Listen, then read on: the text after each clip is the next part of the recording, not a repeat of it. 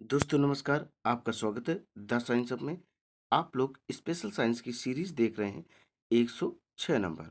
ये इम्पोर्टेंट है railway group D के लिए, पीजीटी, टीएसटी, सुपर टेट और टेट, इवन ऐसे एग्जाम्स जिसमें साइंस आती है। ये सीरीज सभी एग्जाम्स के लिए इम्पोर्टेंट है।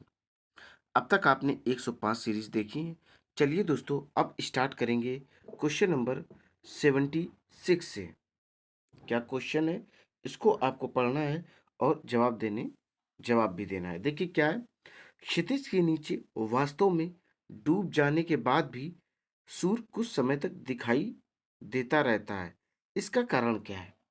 जैसे सूर्य डूबने वाला हो, डूब जाता है, फिर भी कुछ ना कुछ उसका रेडिस एरिया दिखाई पड़ता रहता है। ऐसा क्यों? ये चीज आपको डियर स्टूडेंट्स बतानी है। ऑप्शन क्या है? ए, वायुमंडलीय अपवर्तन, जिसको इंग्लिश में रिफ्रैक्शन कहते हैं। ऑप्शन बी, प्रकाश का प्रकीर्णन, जिसको इंग्लिश में स्कैटरिंग कहते हैं।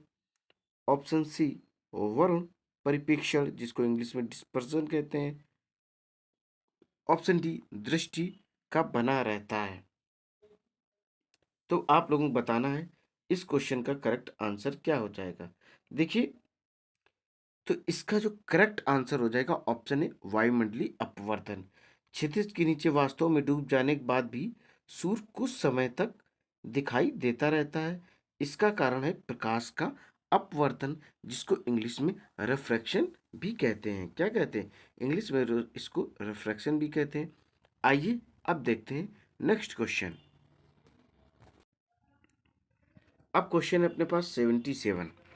देखिए 77 में क्या दिया गया है, यदि वायुमंडल ना होता तो दिन की अवधि क्या होती? ऑप्शन ए, कम हो जाती। ऑप्शन बी, कोई परिवर्तन नहीं होता। ऑप्शन सी, बढ़ जाती। ऑप्शन डी, लगभग आधी हो जाती। बताइए तो इस क्वेश्चन का करेक्ट आंसर क्या हो जाएगा। देखिए, यदि वायुमंडल ना होता तो दिन की अवधि है वह कम हो जाती। अर्थात इस क्वेश्चन का करेक्ट आंसर हो जाएगा ऑप्शन ए। क्या हो जाएगा? ऑप्शन ए हो जाएगा। आइए नेक्स्ट देखते हैं। अब क्वेश्चन है अपने पास 78। देखिए क्या है, क्षितिज के निकट होने पर सूर्य व चंद्रमा दीर्घ वृत्ताकार प्रतीत होते हैं। इसका कारण क्या है? ऑप्शन ए, प्रकाशीय दृष्टि भ्रम, ऑप्टिकल इल्यूजन। ऑप्शन बी, व्यतिकरण। ऑप्शन सी, अपवर्तन। ऑप्शन डी, इनकी आकृति में वास्तविक परिवर्तन। बताइए डियर स्टूडेंट्स, इस क्वेश्चन का करेक्ट आंसर क्या हो जाएगा। देखिए, क्षितिज के निकट होने पर सूर्य व चंद्रमा दीर्घ वृत्ताकार प्रतीत होते हैं। इसका कारण अपवर्तन है। क्या है? अपवर्तन है। अपवर्तन को इंग्लिश में रिफ्रैक्शन भी कहते हैं। इस क्वेश्चन का करेक्ट आंसर हो जाएगा ऑप्शन सी। आइए डियर स्टूडेंट्स, अब क्वेश्चन देखते हैं 79। क्या है, इंद्रधनुष का बनना वायुमंडल में वर्तमान जल की बूंदों द्वारा प्रकाश का है। ऑप्शन ए, परिक्षेपण। ऑप्शन बी, प्रकीर्णन। ऑप्शन सी, पूर्ण आंतरिक परावर्तन।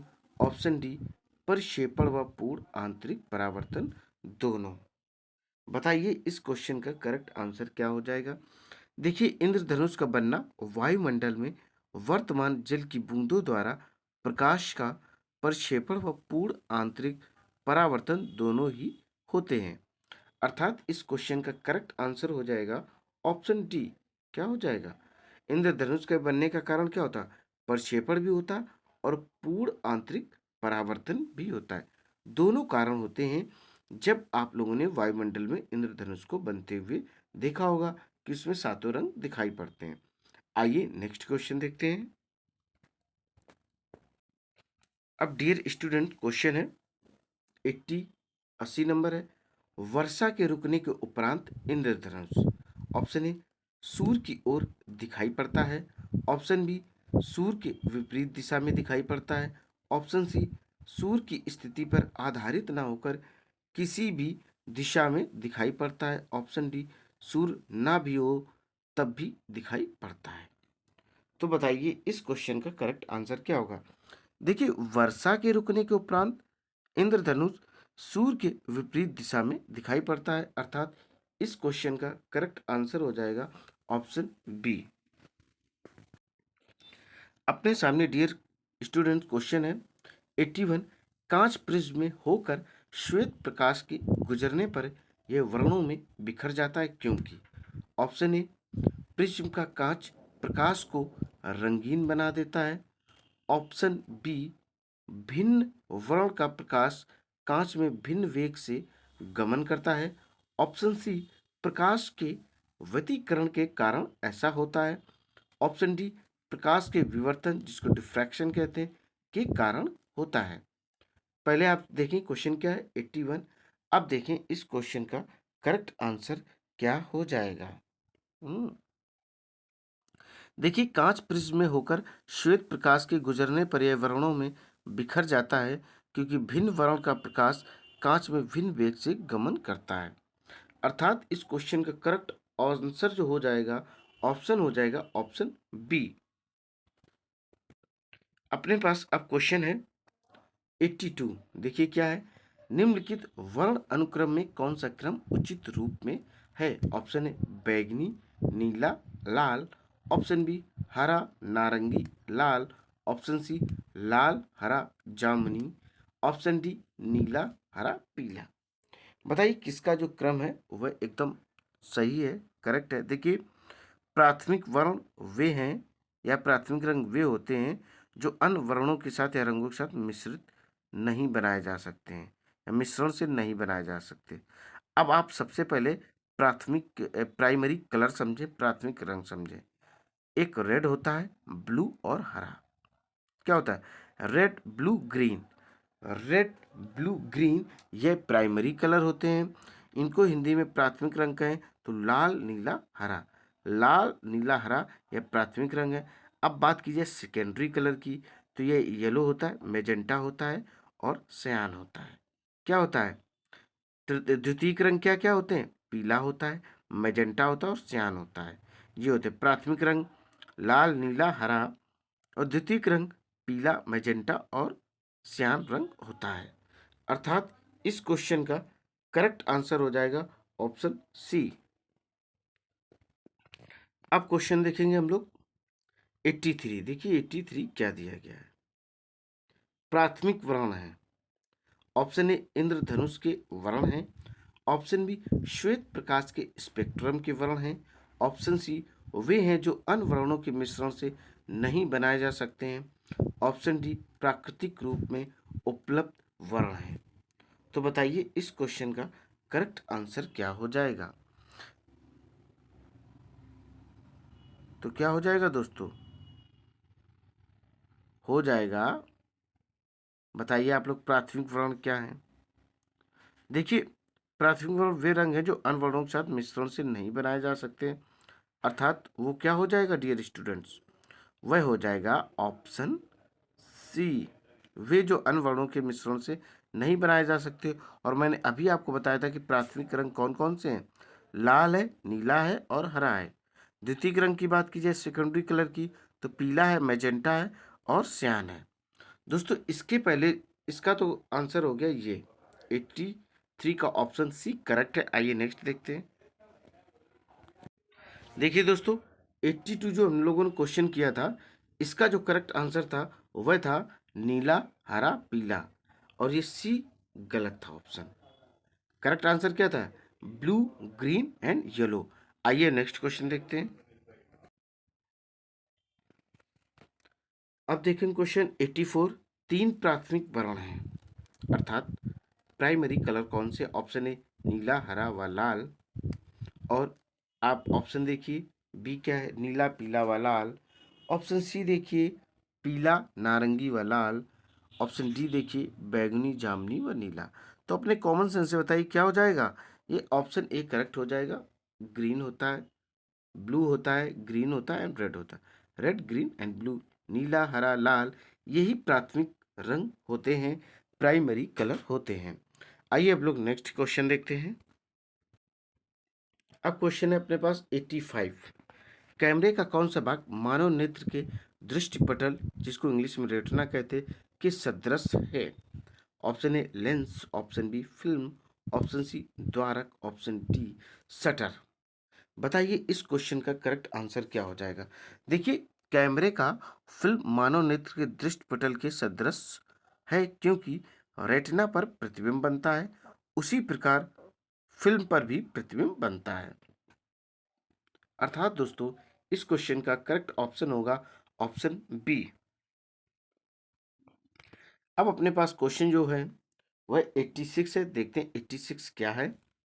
जब कोई व्यक्ति बाहर तेज प्रकाश से एक अंधेरे कमरे में प्रवेश करता है तो कुछ देर तक वह स्पष्ट देख पाने में समर्थ नहीं होता है। इसका कारण है ऑप्शन ए, नेत्र का शीघ्र ही स्थिति अनुरूप समंजित नहीं कर पाना। ऑप्शन बी, क्षण भर के लिए दृष्टिपटल का असंवेदनशील हो जाना। ऑप्शन सी, परितारिका जिसको आइरिस कहते द्वारा पुतली को तुरंत न फैला पाना। ऑप्शन डी, लेंस व दृष्टिपटल के अंतराल को समंजित होने में देरी करना। तो बताइए क्वेश्चन नंबर अपने पास 86 है और इसका करेक्ट आंसर क्या हो जाएगा। देखिए दोस्तों, थोड़ा सोचें और जवाब देने की कोशिश करिए। चलिए बता देते हैं। जब कोई व्यक्ति बाहर तेज प्रकाश से एक अंधेरे कमरे में प्रवेश करता है तो कुछ देर तक वह स्पष्ट देख पाने में समर्थ नहीं होता है। इसका कारण है परितारिका जिसको इंग्लिश में आइरिस कहते हैं द्वारा पुतली को तुरंत ना फैल पाना इसका एक रीजन होता है। तो ऑप्शन सी करेक्ट है। आपने फील भी किया होगा, आप एकदम उजाले से अंधेरे में आए तो दिखाई नहीं पड़ता, क्योंकि पुतली जो है फैल नहीं पाती है। इसको परितारिका और इंग्लिश में आइरिस कहा जाता है। नेक्स्ट क्वेश्चन देखते हैं। क्वेश्चन अपने पास 87 है। देखिए 87 है क्या। नेत्र का समायोजन। ऑप्शन ए, नेत्र की पुतली के माप में परिवर्तन से होता है। ऑप्शन बी, परितारिका के संकुचन से होता है। ऑप्शन सी, रोमाक पेशियों के द्वारा होता है। ऑप्शन डी, दृष्टिपटल की अग्रगामी गति से होता है। बताइए इस क्वेश्चन का करेक्ट आंसर क्या हो जाएगा। देखिए नेत्र का समायोजन रोमाक पेशियों जिसको इंग्लिश में सिलियरी मसल्स के कहते हैं के द्वारा होता है। अर्थात इस क्वेश्चन का करेक्ट आंसर हो जाएगा ऑप्शन सी। क्वेश्चन अपने पास है 88। वृद्धावस्था में लिखने व पढ़ने हेतु चश्मा लगाना पड़ता है क्योंकि ऑप्शन ए, नेत्र लेंस कमजोर हो जाते हैं। ऑप्शन बी, नेत्र की समायोजन क्षमता में कमी आ जाती है। ऑप्शन सी, नेत्र गोलक कुछ छोटा हो जाता है। ऑप्शन डी, नेत्र के लेंसों की आवर्धन क्षमता में कमी आ जाती है। तो बताइए क्या करेक्ट आंसर होगा। देखिए वृद्धावस्था में लिखने व पढ़ने हेतु चश्मा लगाना पड़ता है क्योंकि नेत्र की समायोजन क्षमता में कमी आ जाती है। ठीक है, तो इस क्वेश्चन का करेक्ट आंसर क्या हो जाएगा 88 का। पहले ये रहा क्वेश्चन और इसका एग्जैक्ट आंसर होगा ऑप्शन बी। आइए नेक्स्ट क्वेश्चन देखते हैं। अब क्वेश्चन हम लोग देख रहे हैं 89। क्या है 89, देखिए क्या है। समझते हैं आकाश की नीलिमा का कारण क्या है। ऑप्शन ए, उसका वास्तविक नीला वर्ण ही है। ऑप्शन बी, पृथ्वी के वायुमंडल द्वारा अन्य वर्णों की अपेक्षा नीले वर्ण का अधिक प्रकीर्णन होना है। ऑप्शन सी, सभी वर्णों के व्यतिकरण से उत्पन्न नीला वर्ण है। ऑप्शन डी, श्वेत प्रकाश में नीला घटक अधिक प्रबल होता है। बताइए इसका करेक्ट आंसर क्या हो जाएगा। आकाश नीला क्यों दिखाई पड़ता है। देखिए आकाश की नीलिमा का कारण पृथ्वी के वायुमंडल द्वारा अन्य वर्णों की अपेक्षा नीले वर्ण का अधिक प्रकीर्णन होना है। जब प्रकाश किसी ऐसे माध्यम से गुजरता है जिसमें धूल तथा अन्य पदार्थों के अत्यंत सूक्ष्म कण होते हैं तो इनके द्वारा प्रकाश सभी दिशाओं में असमान रूप से प्रसारित हो जाता है। इस घटना को प्रकाश का प्रकीर्णन कहते हैं। बैंगनी रंग के प्रकाश का प्रकीर्णन सबसे अधिक और लाल रंग का सबसे कम होता है। देखिए अगर बात की जाए बैंगनी रंग के प्रकाश का प्रकीर्णन सबसे अधिक होता है और लाल रंग का सबसे कम प्रकीर्णन होता है। अर्थात दोस्तों इस क्वेश्चन का करेक्ट आंसर हो जाएगा ऑप्शन बी। अब क्वेश्चन हम लोग देखेंगे 90। अंतरिक्ष यात्री एस्ट्रोनॉट जिसको कहते हैं को बाहर अंतरिक्ष ऑप्शन ए श्वेत प्रतीत होता है। ऑप्शन बी, श्याम प्रतीत होता है। ऑप्शन सी, गहरा नीला प्रतीत होता है। ऑप्शन डी, सिंदूरी प्रतीत होता है। डियर स्टूडेंट्स, यहाँ पर क्वेश्चन है जब लोग अंतरिक्ष यात्री होते हैं स्पेस में जाते हैं वहाँ से जब वो देखते हैं तो उन्हें कैसा अंतरिक्ष प्रतीत होता, किस तरीके का दिखाई पड़ता है? तो दोस्तों उनको काला दिखाई पड़ता है। कैसा? काला दिखाई पड़ता है। तो इसलिए इस क्वेश्चन का करेक्ट आंसर हो जाएगा ऑप्शन बी श्याम। श्याम मीन्स होता है काला रंग। आइए नेक्स्ट क्वेश्चन देखते हैं। क्वेश्चन अपने पास 91 है। देखिए क्या है। बाह्य अंतरिक्ष में स्थित अंतरिक्ष यात्री ऑप्शन ए दिन के समय तारे नहीं देख पाते हैं। ऑप्शन बी तारों को बिल्कुल भी नहीं देख पाता है। ऑप्शन सी दिन के समय सूर्य की विपरीत दिशा में तारों को देख पाता है। ऑप्शन डी सभी दिशाओं में दिन के समय तारे देख पाता है। तो बताइए इस क्वेश्चन का करेक्ट आंसर क्या हो जाएगा। देखिए बाह्य अंतरिक्ष में स्थित अंतरिक्ष यात्री सभी दिशाओं में दिन के समय तारे देख पाते हैं। अर्थात क्वेश्चन है अपने पास 91 और इसका करेक्ट आंसर है ऑप्शन डी। क्या है? ऑप्शन डी करेक्ट आंसर है। आइए अब नेक्स्ट क्वेश्चन देखते हैं। क्वेश्चन हम लोग देखेंगे 92। देखिए क्या दिया गया है। सूर्यास्त के समय पूर्व सूर्य गहरा नारंगी लाल आभा युक्त प्रतीत होता है, क्योंकि ऑप्शन ए दिन के अंत में सूर्य अति तप्त होता है। ऑप्शन बी संध्या में सूर्य में हीलियम की मात्रा में वृद्धि हो जाती है। ऑप्शन सी सूर्य केवल नारंगी लाल वर्ण का प्रकाश उत्सर्जित करता है। ऑप्शन डी सूर्य के प्रकाश को अधिक मोटे वायुमंडल में गमन करना पड़ता है, जिससे अन्य वर्ण प्रकीर्णित हो जाते हैं और पृथ्वी तक नहीं पहुंच पाते हैं। तो क्वेश्चन ये 92 रहा और इसके आप लोगों ने ऑप्शन भी पढ़ लिए हैं। तो देखिए इस क्वेश्चन का करेक्ट आंसर क्या हो जाएगा। सूर्यास्त के पूर्व सूर्य गहरा नारंगी लाल आभायुक्त प्रतीत होता है, क्योंकि सूर्य के प्रकाश को अधिक मोटे वायुमंडल में गमन करना पड़ता है, जिससे अन्य वर्ण प्रकीर्णित हो जाते हैं और पृथ्वी तक नहीं पहुंच पाते हैं। ऑप्शन डी क्या हो जाएगा? करेक्ट आंसर हो जाएगा। अब अपने पास क्वेश्चन है 93। साबुन के बुलबुले को श्वेत वर्णी प्रकाश में देखने पर उनमें अनेक रंग दिखाई पड़ते, ऐसा? ऑप्शन ए पतली फिल्म द्वारा प्रकाश के प्रकीर्णन के कारण होता है। ऑप्शन बी बुलबुलों द्वारा परावर्तित प्रकाश के व्यतिकरण के कारण होता है। ऑप्शन सी प्रकाश के वर्ण परिक्षेपण के कारण होता है। ऑप्शन डी साबुन के घोल की वर्ण विशेषताओं के कारण होता है। तो बताइए डियर स्टूडेंट्स इस क्वेश्चन का करेक्ट आंसर क्या हो जाएगा। देखिए साबुन के बुलबुले को श्वेत वर्णी प्रकाश में देखने पर उनमें अनेक रंग दिखाई पड़ते हैं। ऐसा बुलबुलों द्वारा परावर्तित प्रकाश के व्यतिकरण के कारण होता है। जब समान आवृत्ति की दो प्रकाश तरंगें किसी माध्यम में एक ही दिशा में गमन करती हैं, तो उनके अध्यारोपण के फलस्वरूप प्रकाश की तीव्रता परिवर्तित हो जाती है। इस घटना को प्रकाश का व्यतिकरण कहते हैं। अर्थात करेक्ट आंसर हो जाएगा ऑप्शन बी। क्वेश्चन अपने सामने देख रहे होंगे आप लोग। 94 क्वेश्चन कौन सा है? 94 वस्तुओं की त्रिआयामी प्रतिबिंबों, जिसको थ्री डायमेंशनल इमेजेस कहते हैं, के अवलेखन की तकनीकी क्या है? ऑप्शन ए सर्वथा आलेखन, जिसको ऑडियोग्राफी कहलाती है। ऑप्शन बी कोश क्रमानुलेखन, जिसको लेक्सिकोग्राफी कहते हैं। ऑप्शन सी होलोग्राफी, जिसको स्वलेखन भी कहते हैं। ऑप्शन डी फोटोग्राफी कहलाती है। तो क्या कहलाती है? देखिए वस्तुओं की त्रिआयामी प्रतिबिंबों के अवलेख की तकनीकी होलोग्राफी कहलाती है। अर्थात करेक्ट आंसर हो जाएगा ऑप्शन सी। आइए अब देखते हैं नेक्स्ट क्वेश्चन। अब अपने पास क्वेश्चन है 95। एक स्थान से दूसरे स्थान तक तरंग के गमन में ऑप्शन ए पदार्थ का अभिगमन होता है। ऑप्शन बी ऊर्जा का अभिगमन होता है। ऑप्शन सी द्रव्यमान का अभिगमन होता है। ऑप्शन डी किसी का भी अभिगमन नहीं होता है। इसका करेक्ट आंसर क्या हो जाएगा? देखिए एक स्थान से दूसरे स्थान तक तरंग के गमन में ऊर्जा का अभिगमन होता है। इस क्वेश्चन का करेक्ट आंसर क्या हो जाएगा? Option B. अब अपने पास जो क्वेश्चन है वह 96 है। देखिए क्या है। ध्वनि का तारतम्य या तीक्ष्णता श्रुलनेस का निर्धारण ध्वनि ऑप्शन ए के वेग से होता है। ऑप्शन बी के आयाम से ज्ञात होता है। ऑप्शन सी की आवृत्ति से होता है, ऑप्शन डी की प्रबलता से होता है। बताइए इस क्वेश्चन का करेक्ट आंसर क्या हो जाएगा।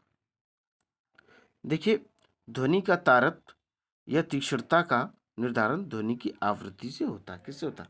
आवृत्ति से होता है, इसलिए इसका करेक्ट आंसर हो जाएगा ऑप्शन सी। अब क्वेश्चन है अपने पास 97। पुरुषों की अपेक्षा स्त्रियों के स्वर के तीक्ष्ण होने के कारण उसकी जो आवृत्ति होती है, ऑप्शन ए उच्च आवृत्ति है, ऑप्शन बी उच्च आयाम है, ऑप्शन सी निम्न आवृत्ति है, ऑप्शन डी कमजोर वाक तंतु है जिसको वोकल कॉर्ड भी कहते हैं। देखिए डियर स्टूडेंट्स, पुरुषों की अपेक्षा स्त्रियों के स्वर के तीक्ष्ण होने के कारण उसकी उच्च आवृत्ति होती है। ऑप्शन ए इस क्वेश्चन का करेक्ट हो जाएगा। अपने पास क्वेश्चन है 98। ध्वनि की प्रबलता का निर्धारण उसके ऑप्शन ए आयाम से करते हैं, ऑप्शन बी आवृत्ति से करते हैं, ऑप्शन सी तरंग दैर्ध्य से करते हैं, ऑप्शन डी वेग से करते हैं। तो बताइए क्या हो जाएगा। देखिए, ध्वनि की प्रबलता का निर्धारण उसके आयाम से करते हैं, इसलिए इस क्वेश्चन का करेक्ट आंसर क्या हो जाएगा डियर स्टूडेंट्स? हो जाएगा ऑप्शन ए। आइए नेक्स्ट क्वेश्चन देखते हैं। क्वेश्चन है अपने पास 99। ध्वनि का अधिकतम वेग ऑप्शन ए निर्वात में होता है, ऑप्शन बी वायु में होता है, ऑप्शन सी जल में होता है, ऑप्शन डी इस्पात में होता है। ध्वनि किस में सबसे तेज गति से चलती है? तो दोस्तों यह इस्पात में चलती है, हम सभी को पता है। निर्वात में ध्वनि नहीं चलती है, ध्वनि को चलने के लिए उसे माध्यम की जरूरत पड़ती है। देखिए वायु में क्या स्पीड है? 332 मीटर प्रति सेकंड। जल में क्या है? 1450 मीटर प्रति सेकंड। कांच में 5640 मीटर प्रति सेकंड। भाप में 405 मीटर प्रति सेकंड और लोहा में 5130 मीटर प्रति सेकंड इसकी स्पीड, अर्थात जो मेटल्स होते हैं उसमें इसकी स्पीड सबसे अधिक होती है, इसलिए इसका करेक्ट आंसर हो जाएगा ऑप्शन डी। अब देखें क्वेश्चन नंबर 100। ध्वनि उच्चतम वेग से ऑप्शन ए 0 सेल्सियस पर शुष्क वायु में गमन करती है, ऑप्शन बी 30 सेल्सियस पर शुष्क वायु में गमन करती, ऑप्शन सी 0 सेल्सियस पर आर्द्र वायु में गमन करती है, ऑप्शन डी 30 सेल्सियस पर आर्द्र वायु में गमन करती है। इस क्वेश्चन का करेक्ट आंसर क्या है? सोचें और बताने की कोशिश करें। बताइए दोस्तों, बहुत सिंपल क्वेश्चन है, चलिए बता देते हैं। ध्वनि का उच्चतम वेग 30 सेल्सियस पर आर्द्र वायु में गमन करती है, अर्थात 30 सेल्सियस टेम्परेचर चाहिए। माध्यम का ताप बढ़ने पर उसमें ध्वनि की चाल बढ़ जाती है, आर्द्र वायु में ध्वनि की चाल अधिक होती है, इसलिए उस क्वेश्चन का करेक्ट आंसर हो जाएगा ऑप्शन डी। क्या हो जाएगा? ऑप्शन डी करेक्ट हो जाएगा। दोस्तों ये सीरीज यहीं पर कंप्लीट होती है, ये सीरीज यहीं पर कंप्लीट होती है और यह दोस्तों आपके लिए बहुत इंपॉर्टेंट है। आपको करना क्या है, इस सीरीज को अधिक से अधिक लाइक करना, शेयर करना, मेरे चैनल को सब्सक्राइब करना। दोस्तों जय हिंद, जय भारत।